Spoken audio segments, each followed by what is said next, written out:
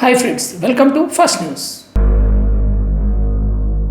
సిద్ధు జొన్నలగడ్డ ప్రధాన పాత్రలో నటించిన తాజా తెలుగు చిత్రం జాక్ ఈరోజు ఏప్రిల్ 10, 2025 విడుదలైంది.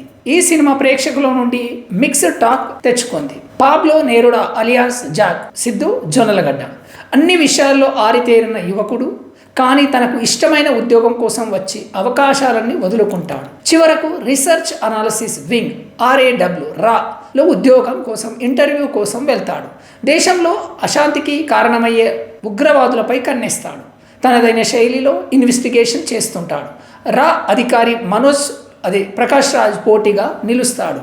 చిన్నతనంలో అన్ని విషయాల్లో ప్రతిభను చాటుకున్న జాక్ ఏ అంశాల్లోనూ ఎందుకు సెటిల్ కాలేకపోతాడు? ఉద్యోగం కోసమే ఎందుకు ప్రయత్నిస్తాడు? విభాగంలో జాక్ ఉద్యోగం లభించిందా? ఉగ్రవాదులపై జాక్ ఎందుకు కన్నేశాడు? టెర్రరిస్టులను పట్టుకొని జాక్ ఏం చేశాడు? చివరకు తన లక్ష్యాన్ని జాక్ చేరుకున్నాడా అనే సింపుల్ ప్రశ్నకు సమాధానమే జాక్ సినిమా కథ.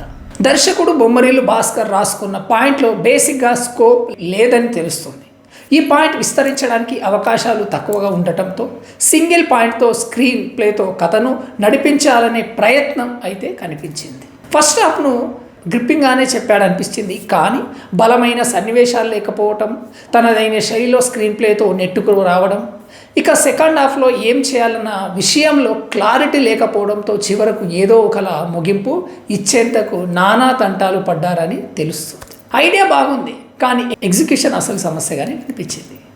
ఇక డీజే టిల్లు స్క్వేర్ సినిమాలతో యూత్లో మంచి క్రేజ్ సంపాదించుకున్న సిద్ధు జొన్నలగడ్డ ఈ తరహా సినిమాతో ప్రేక్షకుల ముందుకు రావడం కొంత ఆశ్చర్యం కనిపిస్తుంది. అయితే బలహీనమైన స్క్రిప్ట్ను కూడా తన స్క్రీన్ ప్రజెన్స్, బాడీ లాంగ్వేజ్, యాటిట్యూడ్తో మెప్పించాడని చెప్పొచ్చు.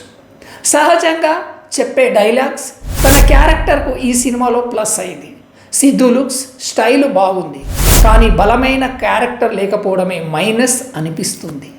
జాక్ క్యారెక్టర్కు అసలు పర్పస్ ఏమిటనే విషయంలో అనేక సందేహాలు కనిపిస్తాయి. బేబీ తర్వాత వైష్ణవి చైతన్య కోసం వెళ్తే నిరాశ మిగులుతుంది.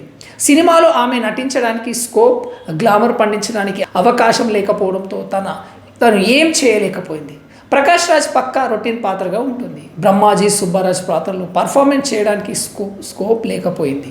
మిగతా పాత్రల్లో కనిపించిన వారంతా వారి క్యారెక్టర్ల పరిధి మేరకు నటించారని చెప్పొచ్చు.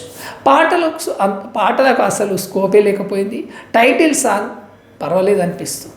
మదర్ సెంటిమెంట్ పాయింట్తో యాక్షన్ కామెడీగా తెరకెక్కిన చిత్రం జాక్. అయితే మదర్ సెంటిమెంట్ ఆధారంగా కథను నడిపించడానికి స్కోప్ ఉన్న ఆ పాయింట్ ఎందుకు మర్చిపోయారనేదే అర్థం కాని విషయం ఈ సినిమాలో.